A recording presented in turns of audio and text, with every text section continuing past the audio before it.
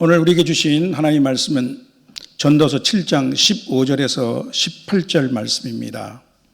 저는 세상을 사는 다른 방식, 성경적 세계관이라는 제목으로 이 말씀을 가지고 하나님의 말씀을 전하겠습니다. 우리 한 목소리로 합독하시겠습니다. 내 허무한 날을 사는 동안 내가 그 모든 일을 살펴보았더니 자기의 의로움에도 불구하고 멸망하는 의인이 있고 자기의 악행에도 불구하고 장수하는 악인이 있으니 지나치게 의인이 되지도 말며 지나치게 지혜자도 되지 말고 어찌하여 스스로 패망하게 하겠느냐. 지나치게 악인이 되지도 말며 지나치게 우매한 자도 되지 말라. 어찌하여 기한 전에 죽으려 하느냐. 너는 이것도 잡으며 저것에도 내 손을 놓지 않은 것이 좋으니 하나님을 경외하는 자는 이 모든 일에서 벗어날 것임이니라. 아멘. 우리는 인생을 살면서 종종 당황할 때가 있습니다. 열심히 살았는데 왜 이 모양이지? 나름 정직하게 살았는데 왜 이런 손해를 보게 되지?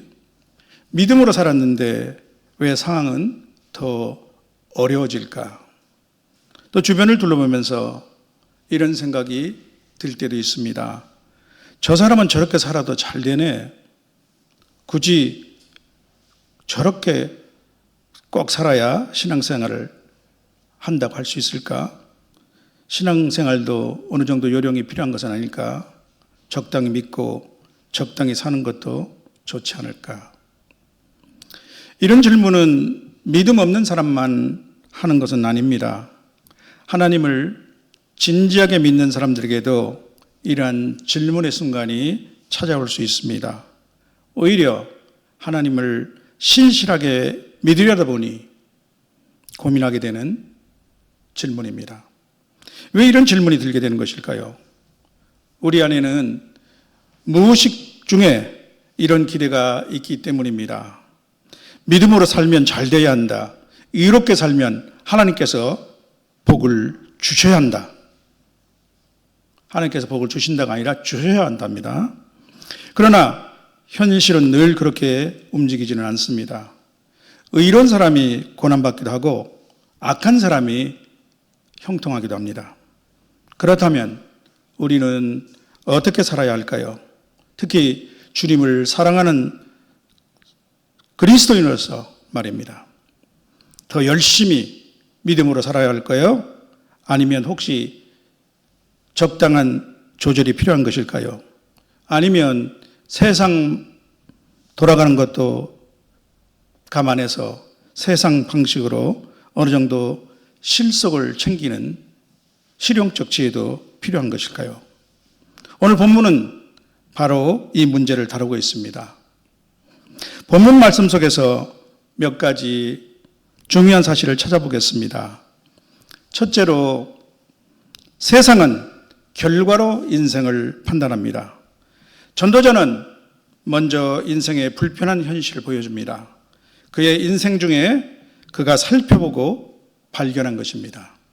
15절에 보면요, 자기의 의로움에도 불구하고 멸망하는 의인이 있고 자기의 악행에도 불구하고 장수하는 악인이 있으니 이렇게 말씀하고 있습니다.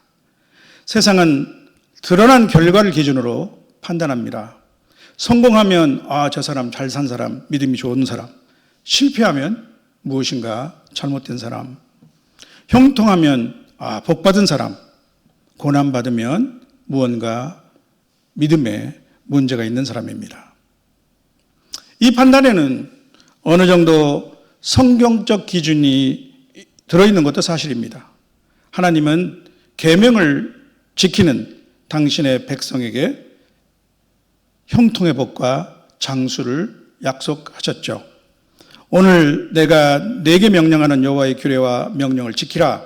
너와 네 후손이 복을 받아 내 하나님 여호와께서 내게 주시는 땅에서 한없이 오래 살리라. 우리가 잘 아는 신명기 4장 40절 말씀입니다.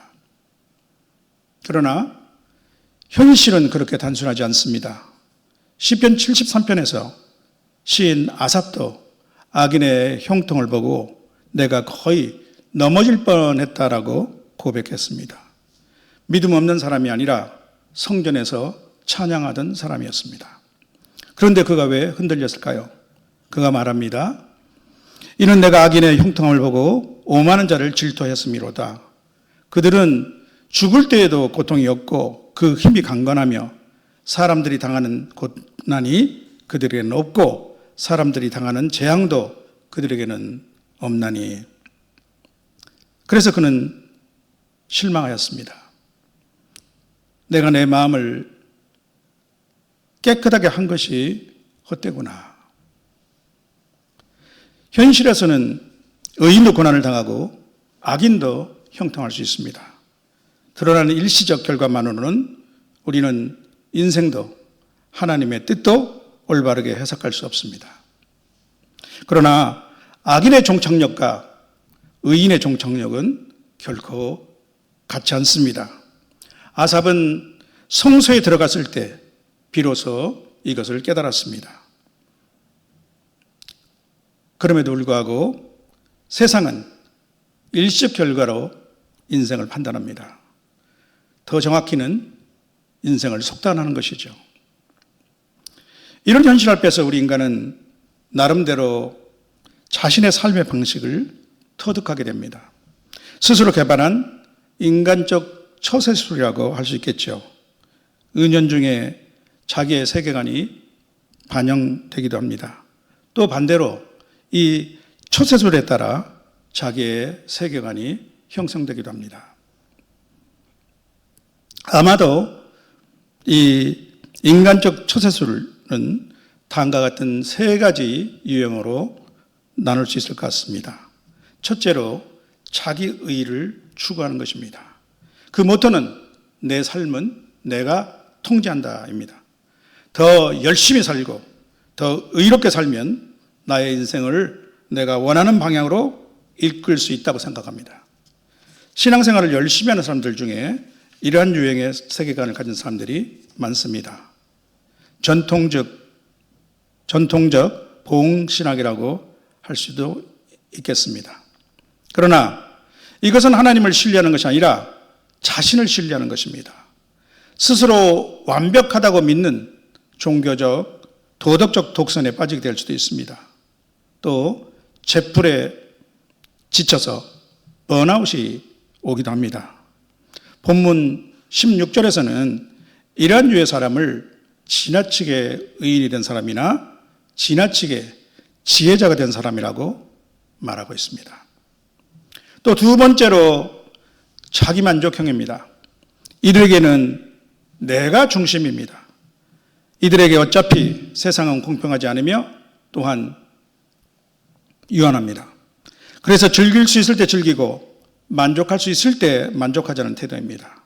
하나님보다 자신의 욕구가 삶의 기준이 됩니다. 어차피 인간의 미래는 알 수 없고 시간은 덧없이 흘러간다. 그러나 아직 오지 않은 미래에 대한 불안과 기대 때문에 오늘이라는 소중한 시간을 낭비하지 말자. 오직 지금 우리에게 주어진 현재에 집중하며 살자고 주장하기도 합니다. 여러분도 들어보셨겠지만 이런 사람들이 쓰는 라틴어 말이 까르페 디엠이죠.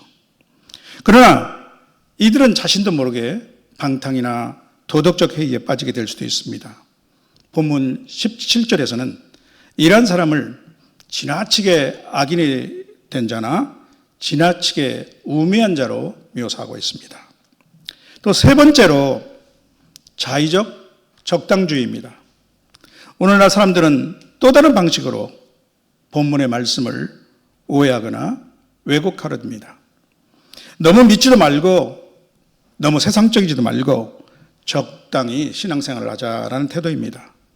지나치게 의의를 추구하지도 말고 그렇다고 악하게 살지도 말자.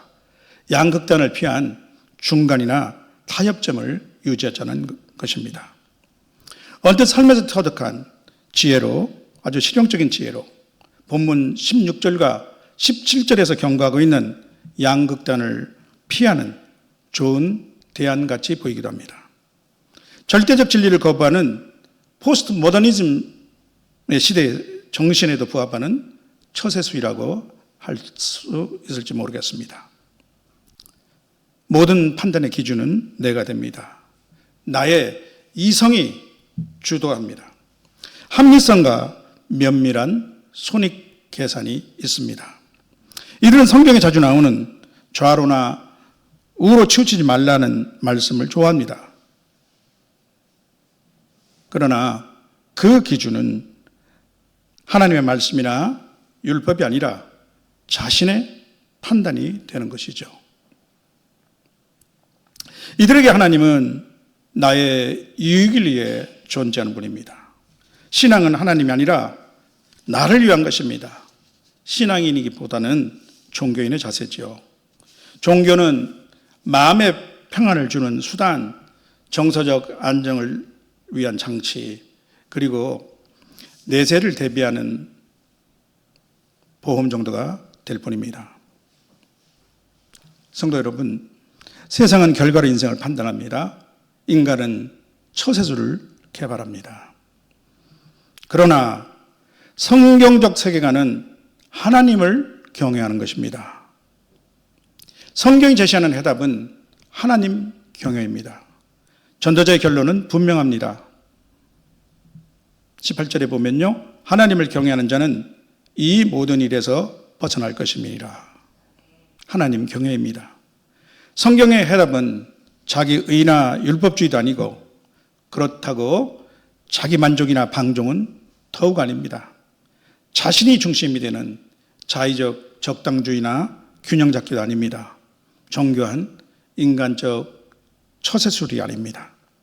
하나님 경외란 하나님을 하나님으로 인정하는 것, 이해보다, 자기 머리로 이해하는 것보다 신뢰를 선택하는 것, 자기 통제 대신 순종을 선택하는 것, 결과보다 하나님을 붙드는 것입니다. 세상은 결과로 인생을 해석하지만 성도는 하나님으로 인생을 해석합니다.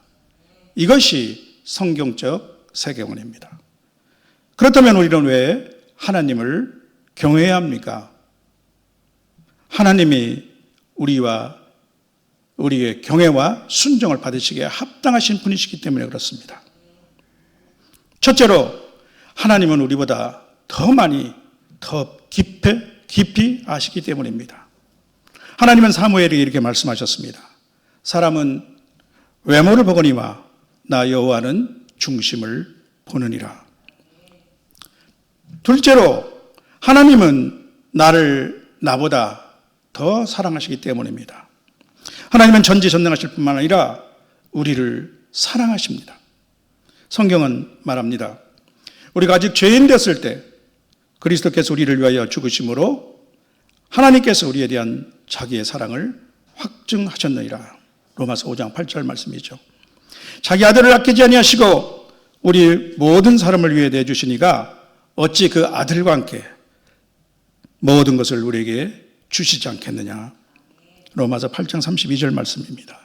그리고 주님은 말씀하십니다. 너희 중에 누가 아들이 떡을 달라는데 돌을 주며 생선을 달라는데 뱀을 줄 사람이 있겠느냐. 너희가 악한 자라도 좋은 것으로 자식에게 줄 줄 알거든 하물며 하늘에 계신 너희 아버지께서 구하는 자에게 좋은 것으로 주시지 않겠느냐. 마태복음 7장 9절 11절 말씀입니다. 우리는 당장의 행복을 원하지만 하나님은 우리의 영원한 생명과 거룩을 원하십니다. 그것이 우리에게 참 유익이 되기 때문입니다. 그러므로 하나님을 경외하는 것은 나 자신보다 나를 더 사랑하시는 하나님의 마음을, 하나님의 지혜를 신뢰하는 것입니다. 세 번째로, 하나님의 뜻과 길은 우리의 차원보다 훨씬 높기 때문입니다. 하나님은 이사야 선지자를 통해서 이렇게 말씀하십니다. 이는 내 생각이 너희의 생각과 다르며 내 길은 너희의 길과 다름이니라. 여호와의 말씀이라. 이는 하늘이 땅보다 높은 같이 내 길은 너희 길보다 높으며 내 생각은 너희의 생각보다 높음이니라. 이사야 55장 8절에서 9절 말씀입니다. 하나님의 시간은 우리의 시간보다 훨씬 길고 하나님의 시야는 우리의 시야보다 훨씬 넓습니다. 우리는 오늘 보지만 하나님은 영원을 보십니다. 우리는 한 사건을 보지만 하나님은 역사를 보십니다. 넷째로 이 세상의 삶이 전부가 아니기 때문입니다. 만약 이 세상의 삶이 전부라면 모든 사람 가운데 우리가 더욱 불쌍한 사람이 될 수도 있습니다. 바울 사도의 고백이 아닙니까? 그러나 우리는 확신합니다. 우리가 지금은 청동구호를 보는 것처럼 희미하나 그때는 얼굴과 얼굴을 대하여 볼 것이요, 지금은 내가 부분적으로 아나 그때에는 주께서 나를 아신 것 같이 내가 온전히 알리라. 언젠가 우리는 내가 감당했고 또 내가 보고 있는 이 모자이크 한 조각을 넘어 하나님께서 완성하신 큰 그림을 보게 될 것입니다. 그날 우리는 깨닫고 고백하게 될 것입니다. 하나님은 한 번도 실수한 적이 없으셨다. 다만 내가 다 이해하지 못했을 뿐이다. 성도 여러분, 하나님은 더 잘 아시고 나보다 더 나를 사랑하십니다. 하나님의 지혜는 우리보다 훨씬 더 높으시고 하나님의 계획은 이 땅을 넘어 영원에서 영원으로 이어집니다. 그러므로 우리 성도는 이 하나님을 전적으로 신뢰하고 경외합니다.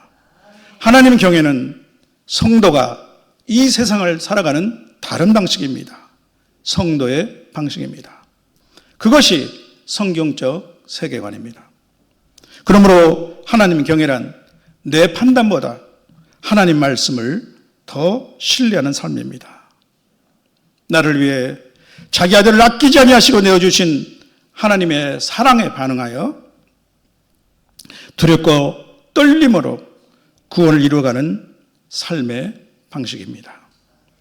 성령을 거스르는 육체의 소욕을 버리고 우리 안에 내주하시는 성령을 따라 사는 삶의 방식입니다. 성도 여러분, 오늘 우리는 본문의 말씀을 통해서 세 가지를 살펴보았습니다. 세상은 결과로 인생을 판단합니다. 인간은 하나님 대신 처세술을 개발합니다. 그러나 성경은 하나님 경외를 해답으로 제시합니다. 이것이 성경적 세계관입니다. 우리 성도의 또 다른 삶의 방식입니다. 그 길은 눈에 보이는 성공의 공식이 아닙니다. 내가 주인이 되어 나의 삶을 통제하는 기술도 아닙니다. 적당한 종교 생활도 아닙니다. 그것은 전적으로 하나님을 경외하는 삶입니다. 그런데 성도 여러분, 우리 가운데 그 삶을 완전하게 살아낸 사람이 누구입니까? 우리 자신을 돌아보면 우리는 이 하나님 경외의 삶을 온전히 살아내지 못하고 있음을 고백하게 됩니다. 어떤 때는 자신도 모르게 자기 의에 빠져있는 나를 발견합니다. 내가 잘하면 하나님께서 반드시 내 인생을 내가 원하는 방향으로 이끌어 주셔야 한다고 잘못 생각할 때도 있습니다. 또 어떤 때는 자기 만족을 따라 살아갑니다. 지금 이 순간의 편안함과 욕구가 하나님 뜻보다 더 우선할 때가 있습니다. 때로는 신앙의 연륜과 성숙을 방패 삼아 적당주의에 안주하기도 합니다. 차지도 덥지도 않고 미지근할 때가 많습니다. 그러나 오직 한 분이 완전한 하나님 경외의 삶을 사셨습니다. 우리 주 예수 그리스도이십니다. 주님은 결과보다 아버지를 붙드셨고 철저히 하나님을 신뢰했고 언제나 겸손과 순종을 선택하셨습니다. 우리 주님은 이 땅에서 세상의 성공 방식을 거부하셨습니다. 또 십자가 앞에서는 땀이 핏방울이 되도록 기도하셨습니다. 내 원대로 마옵시고 아버지의 원대로 하옵소서. 이제 우리는 성령의 도우심을 받아 그 주님의 길을 따라가는 성도입니다. 사랑하는 성도 여러분, 세상은 계산하며 살아갑니다. 그러나 성도는 하나님을 경외하며 삽니다. 자기 의를 내려놓고 자기 만족을 내려놓고 자기 기준을 내려놓습니다. 좋으신 하나님, 실수가 없으신 하나님, 이 하나님을 하나님으로 경외하며 오늘도 믿음으로 순종하는 저와 여러분이 되시기를 주님의 이름으로 축원합니다. 아멘.